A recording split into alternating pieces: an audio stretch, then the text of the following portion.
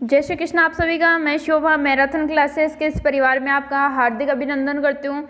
और फ्रेंड्स, मैं आपके लिए फिर से एक हिंदी की टेस्ट सीरीज लेके आ रही हूँ जो आपके लिए इम्पोर्टेंट है, आपके लिए बेटर होने वाली है, वो मैं आपके सामने उपस्थित कर रही हूँ। तो फ्रेंड्स, बने रहिए मैराथन क्लासेस के चैनल पर और ऐसे ही नए लेटेस्ट वीडियो मैं आपको देती रहूँगी, नए मॉडल पेपर के साथ, नए क्वेश्चन के साथ और ऐसी ही नई न्यूज़ के साथ मैं आपसे मिलती रहूँगी। तो फ्रेंड्स, बने रहिए इस पर।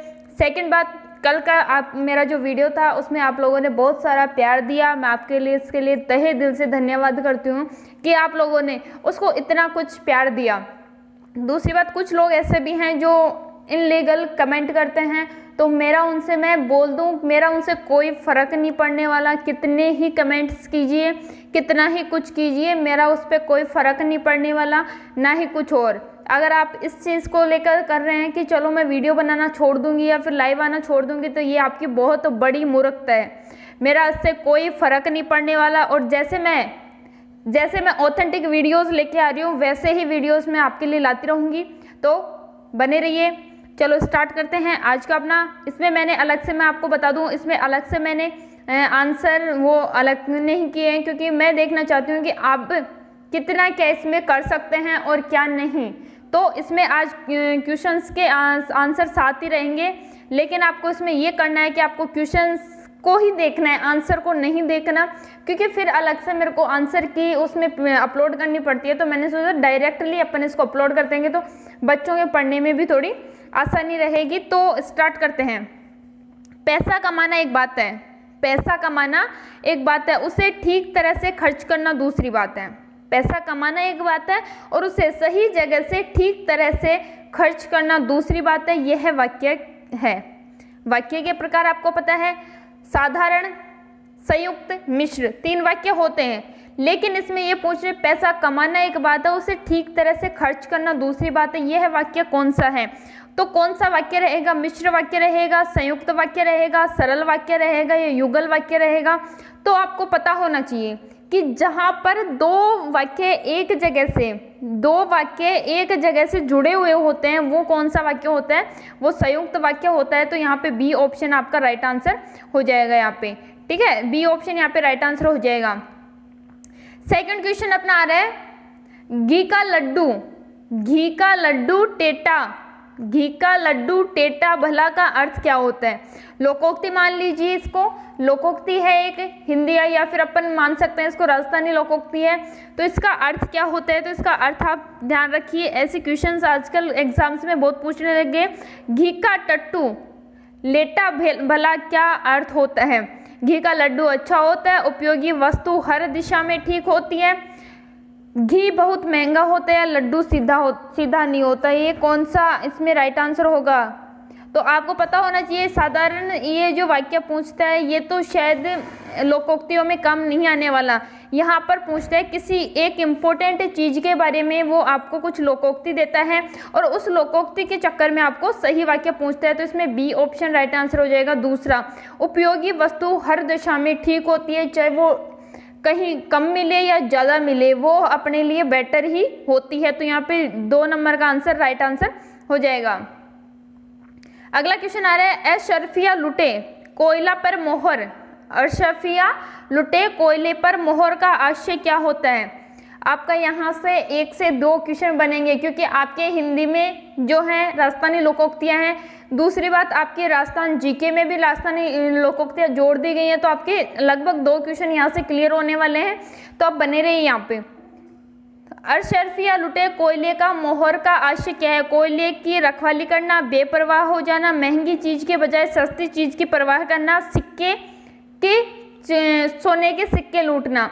अशर्फिया लुटे यानी महंगी वस्तु जब लुट जाती है उसके बाद कोयले पर मोहर लगाने, यानी अल्प वस्तु या सस्ती वस्तु पर उसकी परवाह करना या सस्ती वस्तु पर अधिक ध्यान देना। तो यहाँ पे कौन सा आ जाएगा?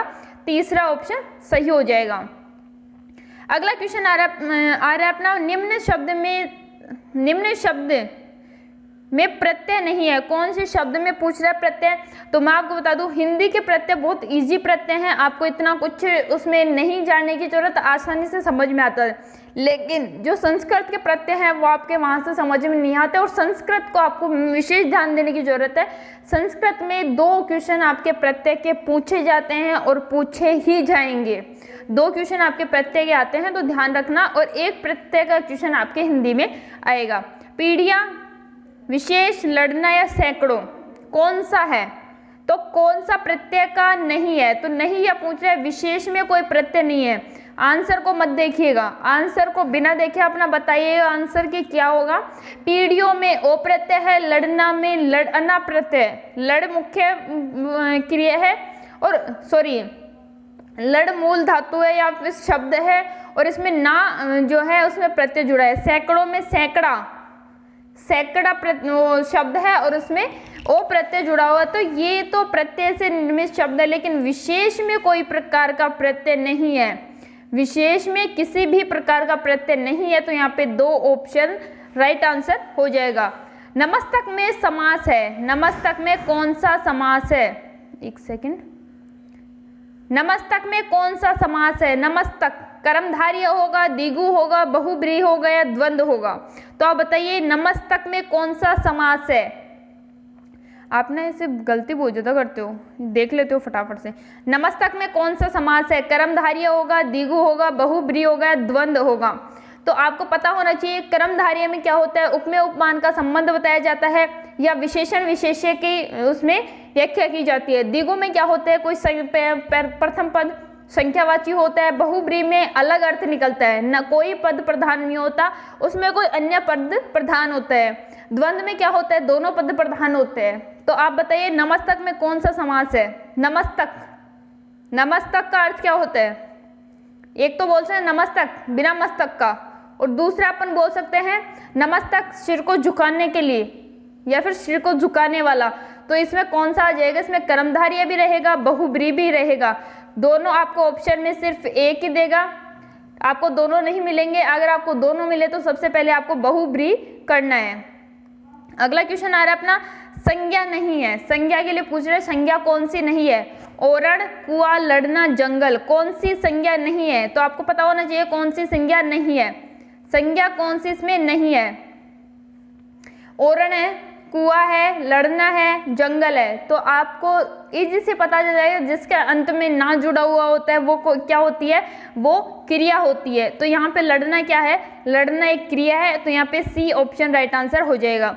अगला क्वेश्चन आ रहा है, तय शब्द है। तय शब्द कहाँ से लिया गया है? तत्सम है, तद्भव है, देशज है या विदेशी है? कौन सा शब्द है? तय शब्द कौन सा है? तो तय शब्द कौन सा है? विदेशी शब्द है तय शब्द। अगला क्वेश्चन आ रहा है, सही कथन है। सही कथन अपने को पूछा है, कर्ता का स्थान प्राय वाक्य के प्रारंभ में होता है, सही है। कर्ता का स्थान प्राय वाक्य के अंत में होता है, जी नहीं। कर्ता स्टार्टिंग में आता है। कर्ता का स्थान प्राय वाक्य के मध्य में होता है, नहीं। कर्ता का वाक्य में कोई स्थान नहीं होता, तो ये गलत है। बहुत इजी क्वेश्चन था, उम्मीद है गलत नहीं हुआ होगा। तो कर्ता का स्थान कहाँ होता है? प्राय वाक्य के प्रारंभ में होता है।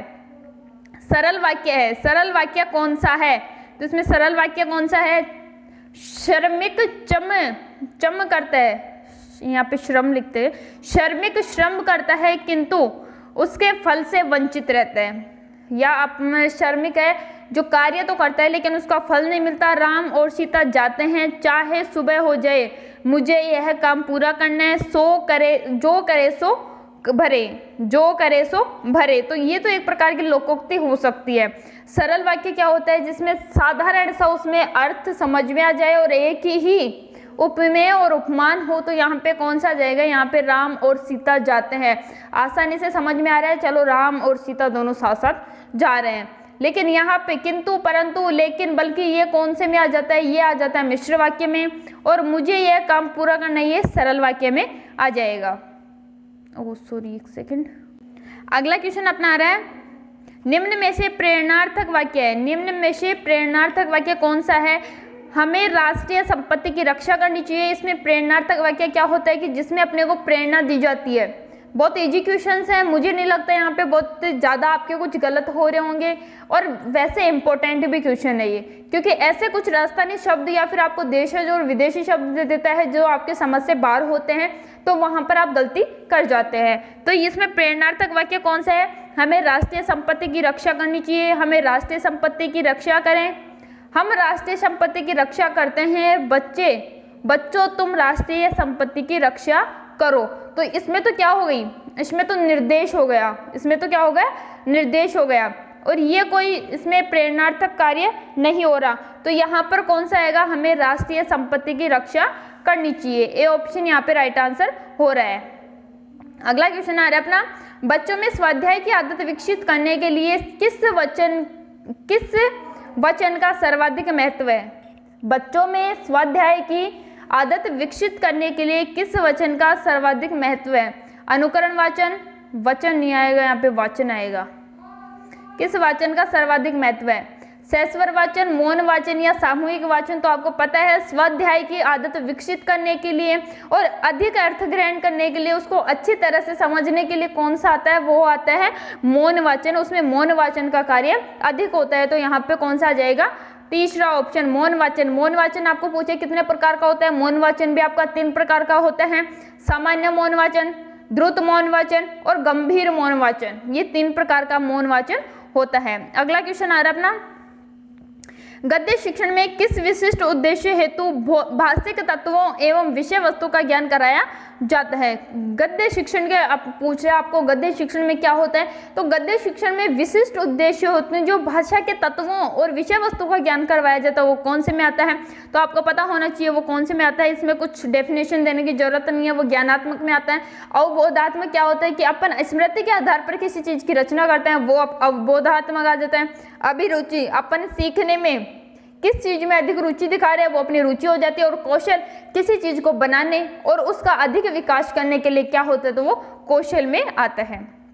अगला क्वेश्चन आ रहा है अपना, गद्य शिक्षण का प्रकार नहीं है। अब गद्य शिक्षण का अपने से प्रकार पूछ रहा है, गद्य शिक्षण का प्रकार कौन सा नहीं है? तो गद्य शिक्षण का रिपोर्टाज नहीं है, स्मरण संस्मरण नहीं है, कविता नहीं है या कहानी नहीं है। तो आपको पता होना चाहिए गद्य शिक्षण में क्या आता है। गद्य शिक्षण में संस्मरण आता है, एकांकी आती है, कहानी आती है, रिपोर्टाज आता है। लेकिन कविता कौन से में आती है? कविता आती है पद्य शिक्षण में। कविता कहाँ पर बताई जाती है? कविता आती है पद्य शिक्षण में। पद्यांश वगैरह वो इसमें अपने काव्य में जो पद्य शिक्षण में आते हैं। तो यहाँ पे सी ऑप्शन राइट आंसर हो जाएगा। अगला क्वेश्चन आ रहा है, वर्णनात्मक ये ऐतिहासिक कविताओं के शिक्षण के लिए उपयोगी शिक्षण विधि कौन सी है? वर्णन करने के लिए और पुरानी कविताओं के शिक्षण के लिए हमारे लिए कौन सी जो शिक्षण विधि है वो उपयुक्त है? गीत प्रणाली, तुलना प्रणाली, खंडान्वय विधि या व्यास विधि? तो आपको पता होना चाहिए कि खंडान्वय विधि कहाँ पर? खंडान्वय विधि प्राचीन ऐतिहासिक कविताओं का वर्णन करने के लिए या फिर नई चीज का वर्णन करने के लिए उसमें बताई जाती है। तो यहाँ पर कौन सी आएगी? यहाँ पर आएगी खंडान्वय विधि। और खंडान्वय विधि का मुख्य प्रयोग कहाँ पर माना जाता है? या फिर अपने से पूछ ले कि पद्य शिक्षण की मुख्य विधि कौन सी है? तो पद्य शिक्षण की मुख्य विधि भी खंडान्वय विधि आती है। लेकिन गद्य शिक्षण के पूछे तो वहां पर अपनी दंडान्वय विधि होगी। अगला क्वेश्चन आ रहा है अपना, बालक के विकास के विभिन्न पक्षों का आता है यहाँ पे। पक्षों का स्तर ज्ञात करना क्या कहलाता है? बालक के विकास के विभिन्न पक्षों का जो स्तर है वो ज्ञात करना क्या कहलाता है? मापक कहलाता है, मूल्यांकन कहलाता है या फिर परीक्षण कहलाता है या उपयुक्त सभी कहलाता है? तो आपको पता होना चाहिए बालक के सभी पक्षों का आएगा। पक्षों का स्तर ज्ञात करना क्या कहलाता है? तो वो क्या कहलाता है? मूल्यांकन, जिसमें ज्ञानात्मक, भावात्मक, क्रियात्मक, अवबोधात्मक, कौशलात्मक सभी प्रकार के कौशलों का परीक्षण किया जाता है, उनका स्तर ज्ञात किया जाता है। वो किसमें आता है? मूल्यांकन। और मूल्यांकन क्या है? मूल्यांकन एक व्यापक प्रक्रिया है। तो अगला क्वेश्चन आ रहा है अपना, उपचारात्मक शिक्षण के संबंध में निम्न में से कौन सा कथन गलत है? उपचारात्मक शिक्षण के बारे में अपने से पूछ रहा है कि कौन सा कथन गलत है? इसका प्रयोग नैदानिक परीक्षणों से प्राप्त कमजोरियों को दूर करने के लिए किया जाता है। प्रथम अवस्था में सामूहिक उपचारात्मक शिक्षण आयोजित किया जाता है। द्वितीय अवस्था में व्यक्तिगत उपचारात्मक शिक्षण आयोजित किया जाता है। या उपचारात्मक शिक्षण वार्षिक परीक्षाओं के उपरांत आयोजित किया जाता है। तो ये कौन सा होगा, इसमें कौन सा होगा आपको पता होना चाहिए। उपचारात्मक शिक्षण कौन सा है, निदानात्मक कौन सा आता है। तो उपचारात्मक शिक्षण क्या होता है, वार्षिक शिक्षण वार्षिक परीक्षाओं के उपरांत आयोजित किया जाता है, जिसमें क्या होता है, बच्चे की जो कमियां हैं उनको दूर किया जाता है, उनका उपचार किया जाता है और उसे एक नए मार्गदर्शन की ओर अग्रसर किया जाता है। अगला क्वेश्चन आ रहा है अपना 18वां क्वेश्चन अपना कि किसी छात्र के वर्तनी संबंधी अशुद्धियों को दूर करने के लिए निम्न में से कौन सा कथन सही है, कौन सा उपागम अधिक उपयोगी होगा। तो यानी किसी छात्र की जो वर्तनी संबंधी अशुद्धियों को दूर करने के लिए कौन सा उपागम सही होगा, नैदानिक परीक्षण, उपचारात्मक परीक्षण, विशेषज्ञ शिक्षण या उपयुक्त में से कोई नहीं। तो आपको पता होना चाहिए छात्र की अशुद्धियों संबंधी जो दूर करने के लिए जो उपागम काम में लिया जाता है वो किसमें लिया जाता है, उपचारात्मक। अभी आपने से पूछे कि उसको दूर करने से पहले उसको जानने के लिए कौन सा परीक्षण काम में लिया जाता है, वो कौन सा आएगा, नैदानिक परीक्षण। तो यहाँ पे बी ऑप्शन सही हो जाएगा। ठीक है, अगला क्वेश्चन आ रहा है 19वां, कमल के हाथ में लेते ही मेरे सिर पर बड़ी भारी जिम्मेदारी आ जाती है। कलम हाथ में लेते ही मेरे सिर पर बड़ी भारी जिम्मेदारी आ जाता है। रेखा अंकित शब्द ही है। अशुद्धियां बहुत ज्यादा कर रखी इस बार। कलम हाथ में लेते ही मेरे सिर पर बहुत बड़ी जिम्मेदारियां आ जाती हैं। तो रेखांकित जो शब्द है वो क्या है, तो इसमें अभी कोई रेखांकित नहीं कर रखा तो इसमें निपात आ जाएगा। अगला क्वेश्चन आ रहा है, इसको वापस देख लेंगे कल। अगला क्वेश्चन आ रहा है अपना, यदि हम समय रहते ही सजग हो जाएं, सजग नहीं हुए तो गंभीर दुष्परिणाम होंगे। यदि हम समय रहते ही सजग नहीं हुए तो गंभीर दुष्परिणाम होंगे। यह वाक्य किस काल का है, तो आपको पता होना चाहिए हेतु मद भूतकाल में क्या होता है, दुष्परिणाम, उसके परिणाम अपने सामने आने लगते हैं। तो ये हेतु मद भूतकाल का आ जाएगा। अगला क्वेश्चन है, शायद आज हमारी जैविक प्रजाति को खतरा हो चुका है। यह वाक्य किस काल का है, तो कौन से काल का है, सामान्य भूत, संदिग्ध भूत, अपूर्ण भूत या संभाव्य भूत। सामान्य भूत जो बीत गया, संदिग्ध वर्तमान काल यानी जिसमें अपने को शंका हो किसी एक अपनी जो क्या गलत घटना घटने के लिए संभावना। अपूर्ण भूत यानी जो वर्तमान में चल रहा है, खत्म नहीं हुआ तो वो अपूर्ण वर्तमान हो जाएगा। और संभाव्य वर्तमान यानी किसी चीज की संभावना को दर्शाने के लिए, शंका और संभावना दोनों अलग अलग है, तो संभाव्य उसमें आ जाएगा। तो आपको पता होना चाहिए आज हमारी जैविक प्रजाति को खतरा हो चुका है, तो संदिग्ध भूतकाल में ये आ जाएगा। दूसरा ऑप्शन यहाँ पे सही हो जाएगा आपका। अगला क्वेश्चन आ रहा है आपका, जहां तुम रहते हो वहां मेरा एक मित्र भी रहता है। यह वाक्य कौन सा है, तो कौन सा वाक्य रहेगा, तो मैंने आपको बताया कि अगर दो वाक्य एक जगह से जुड़े हुए हों, किसी वाक्य से जुड़े हुए हों या किसी शब्द से जुड़े हुए, वो कौन सा वाक्य होता है, वो मिश्र वाक्य कहलाता है। अगला क्वेश्चन आ रहा है अपना, निम्न में से क्रिया विशेषण आश्रित उपवाक्य नहीं है। जब मैं घर पहुंचा तब बारिश हो रही थी। विशेषण आश्रित पूछ रहा है, जहां आप पढ़ते हो वहां मैं भी पढ़ता था। आपको वैसा करना चाहिए जैसा डॉक्टर ने बताया। पिता की इच्छा थी कि बेटा डॉक्टर बने। क्या है कि विशेषण आश्रित किसके, पिता की इच्छा पर आश्रित था कि बेटा क्या बने, डॉक्टर बने। तो ये यहाँ पे चौथा ऑप्शन राइट आंसर हो जाएगा। अगला क्वेश्चन आ रहा है, अन्वेक्षण विधि के प्रवर्तक कौन है, तो अन्वेक्षण विधि आपको सभी को पता है हेनरी एडवर्ड आर्मस्ट्रांग हैं। और आपको क्या करना चाहिए, अन्वेक्षण विधि में इन्होंने क्या बताया आर्मस्ट्रांग ने, कि बच्चा खोज करके सीखता है, या बच्चों को जितना कुछ खोज करके सिखाने की कोशिश की जाए वो वही अधिक सीख पाता है। अगला क्वेश्चन है, बच्चों में भाषा के विकास के लिए सबसे ज्यादा महत्वपूर्ण क्या है, तो शिक्षक द्वारा प्रयुक्त शिक्षण सामग्री या फिर शिक्षण द्वारा किया गया आकलन। तो आकलन तो कैसे होगा, शिक्षण के बारे में शिक्षक का दृष्टिकोण नहीं, पाठ्य पुस्तकें जी नहीं। यहाँ पे A option he right answer होगा। यहाँ पर कौन सा, A option he right answer होगा। तो गाइस आज का अपना 25 क्वेश्चन थे, यही कंप्लीट होते हैं। मिलते हैं नए वीडियो के साथ, तब तक बने रहिए मैराथन क्लासेस के यूट्यूब चैनल पर। और मैं शोभा आपके लिए लेटेस्ट जो रीट अदर कंपटीशन एग्जाम की जो लेटेस्ट न्यूज होगी उसके लिए आपके सामने एक वीडियो लेकर उपस्थित रहूंगी। और ऐसे ही मॉडल पेपर जो आपने अभी से पहले ऐसे क्वेश्चन नहीं देखे वो क्वेश्चन आपके सामने ला रही हूँ, ताकि आप जैसे आप टेट का एग्जाम, उत्तराखंड टेट का एग्जाम देखोगे या उसका पेपर देखोगे तो आपको पता चलेगा कैसे क्वेश्चन आ रहे हैं, क्या नहीं है, क्या उनमें अपने को सुधार करने की जरूरत है। तो आप उस पेपर के अकॉर्डिंग मैं आपकी जो अभी रिट की एग्ज़ाम होने वाली है उसके लिए जो वीडियोज़ या मॉडल पेपर्स हो आपके सामने ला रही हूँ, तो आप उसको सॉल्व कीजिए, वीडियो कंप्लीट देखें, आपके लिए बेटर होगा। एंड आपको एक छोटी तीज की हार्दिक शुभकामनाएं। मिलते हैं फिर नए वीडियो के साथ, जब तक जय श्री कृष्णा।